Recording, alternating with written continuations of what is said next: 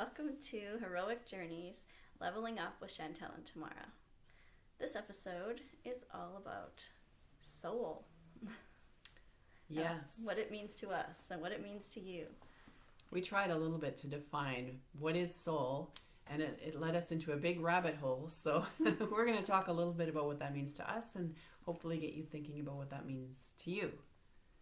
Yeah, because it is such a personal thing. It's such a deep and personal thing when we feel that resonance in our soul. Mm-hmm.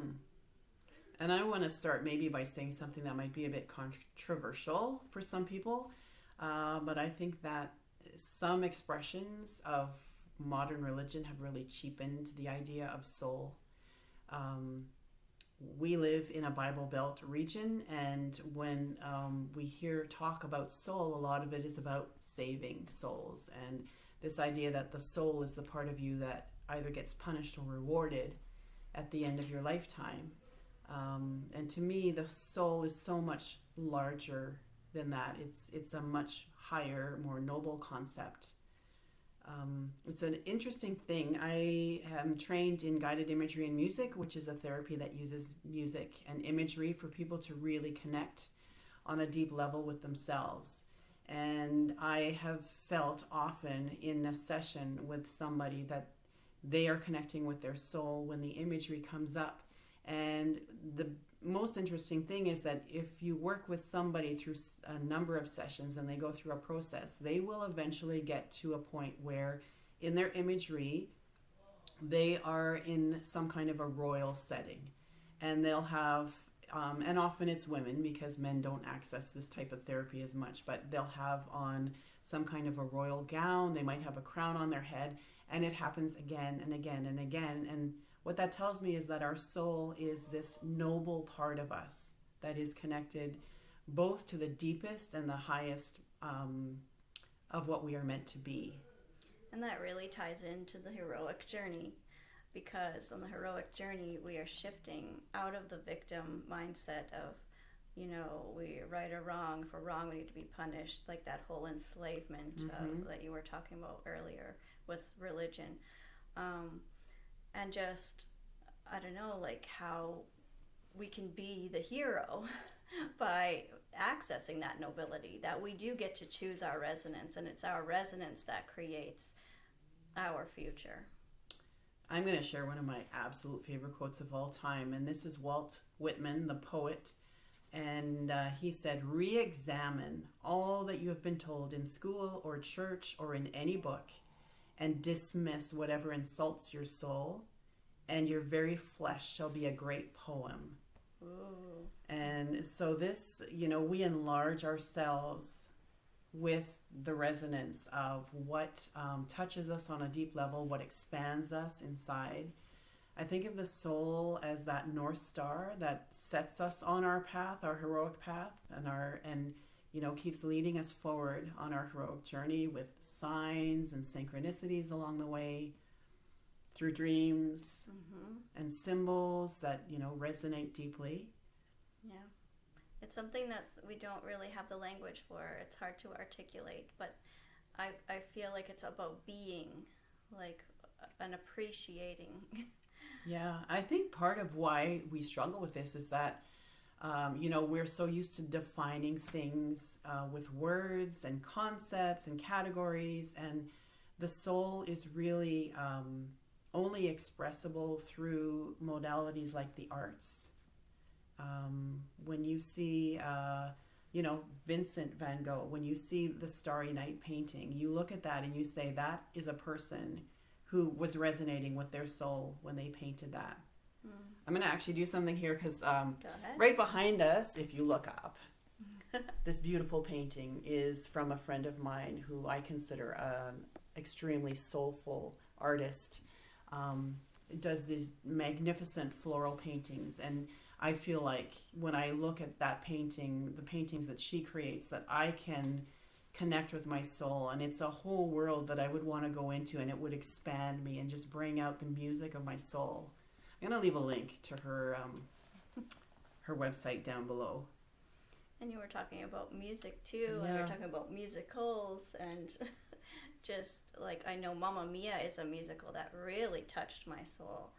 The second Mamma Mia movie is all about like the grandmother figure who had died, but you see her often in the movie, and how, you know, at the end, how it all just kind of comes together. And I don't know, I just really love that. I'm gonna have to watch that one again. So good, yeah. But like the music in the movie, it really touched my soul. And I mean, in a lot of movies, or even, you know, if you want to cry, sometimes like my kids watch, what's that one where the two old people, they die together on their bed? Oh, The Notebook. The Notebook, oh, yeah. Whenever goodness, they feel like they really need to cry, they watch that together.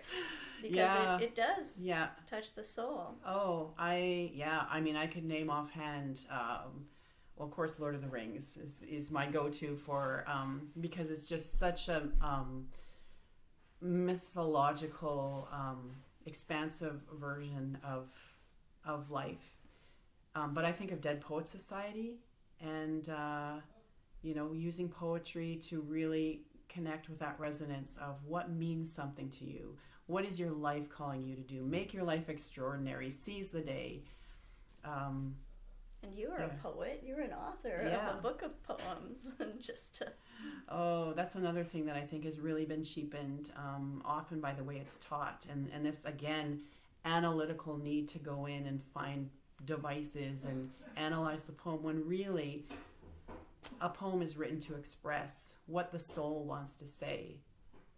So I feel sad for anyone who doesn't have a creative outlet.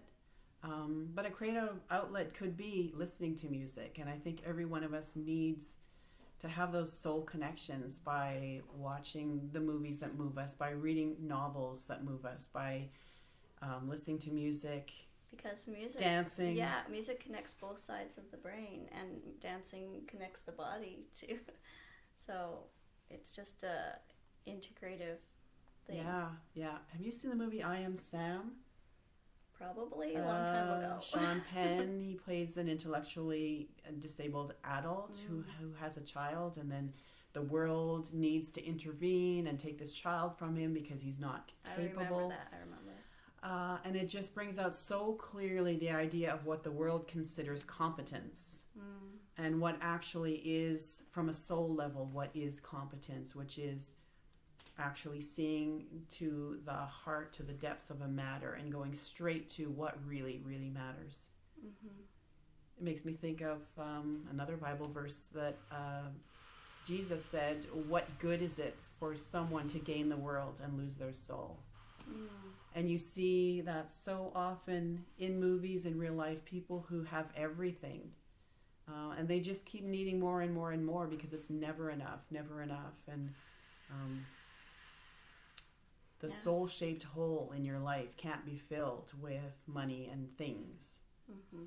And even on the movie Soul, there's lost souls on there who have like disconnected with life or very depressed, and it reminds me of Sonia Choquette and how she calls the spirit back into the body. You know, for someone who's feeling depressed, if you list the things you love, you call your soul back, call your spirit back. And if you're attuned, you can really feel someone whose soul has gone wandering, or who just feels empty. They have this grasping quality. Can I tell a story? Please do. So this is one of my favorite, most amazing stories about somebody reconnecting with their soul. There was a man, he's no longer living. His name was Patrice Malidoma Some, and he was raised in Africa. I'm going to forget the country now, but on the west coast of Africa. His people were still living their traditional way. And when he was very young, the Jesuit priests came from a mission that was some distance from his village, and they kidnapped him. He was 4 years old. They took him to their mission and dressed him in European clothes and put him to school.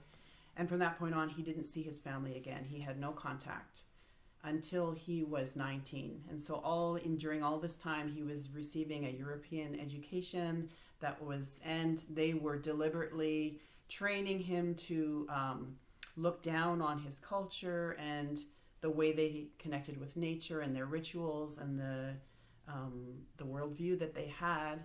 And then at age 19, he ran away from the mission school, and somehow he found his way back to his village. It was actually 125 kilometers.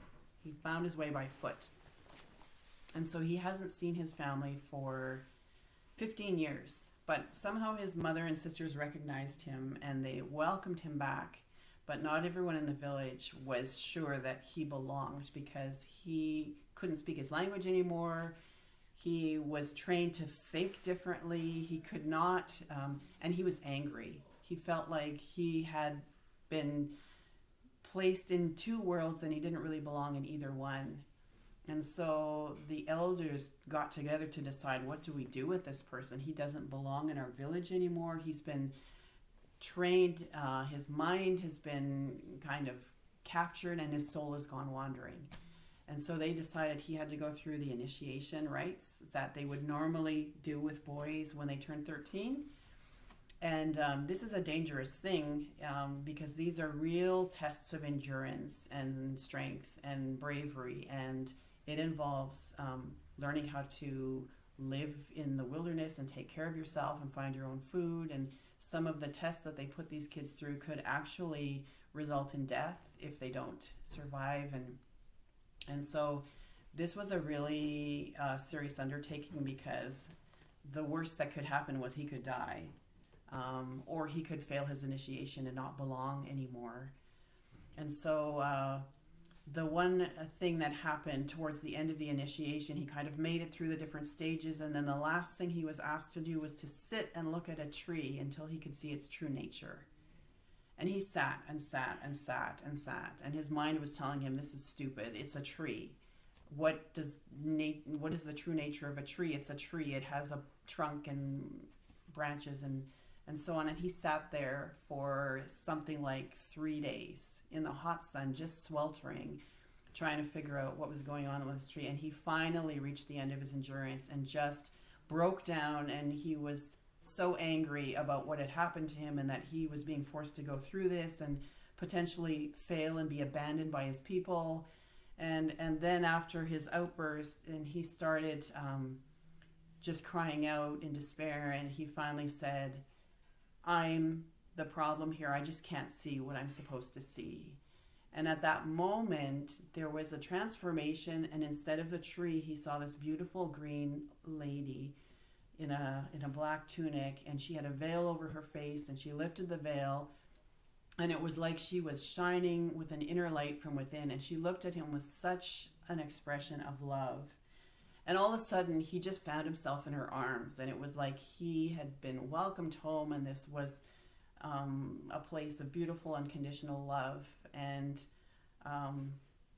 after a time, he realized that she was telling him it was time to part, and he didn't want to let go, but slowly the transformation changed back, and he found himself hugging a tree.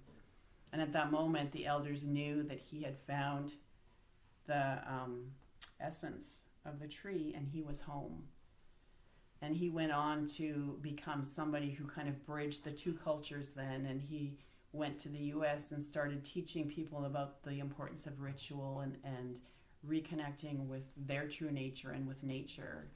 And to me, that is a story that expresses what is the soul and how do we come back home to ourselves. Yeah, I was learning about spirit this week, and like that everything has a spirit, like everything that we interact with, including trees. And I love storytelling because it's so symbolic, and you know what's going on in the subconscious as you listen to a story is transformational too. Yeah, everything has a symbol meaning to it. Well, and I think on a soul level we are programmed to respond to stories. And you talked about when we were talking about the nobility of soul and choosing our heroic journeys. And if you listen to any amount of near-death experiences, often the idea comes up that on a soul level, we actually choose our experiences maybe not everything that happens to us, but we sort of plan what it is that we want to experience or accomplish. What is our sort of our heroic journey going to be? Yeah, like what our challenges are.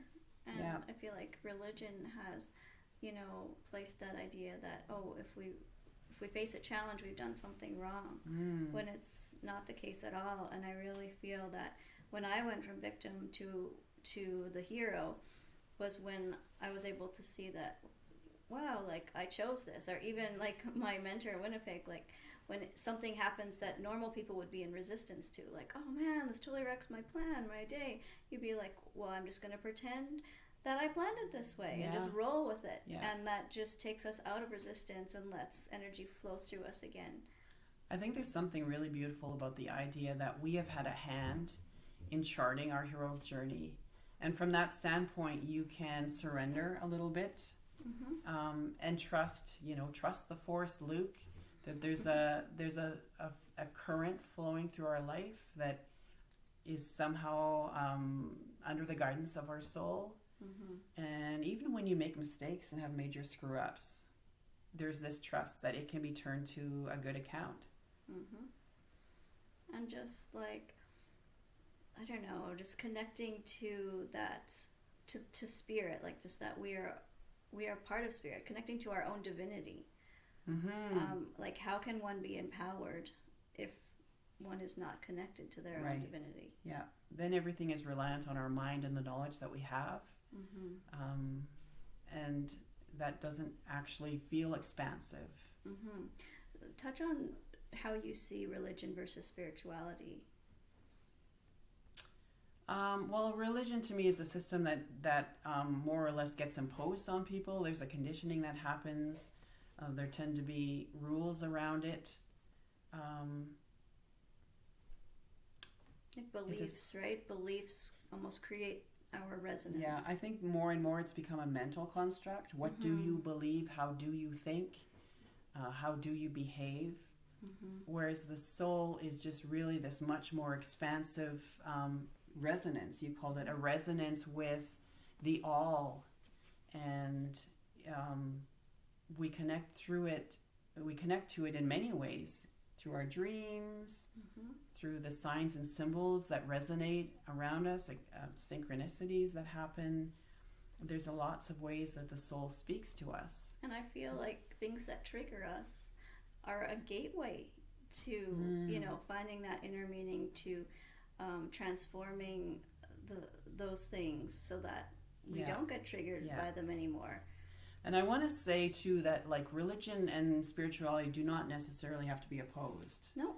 I know people who are very religious who are also extremely spiritual and very much in touch with their soul.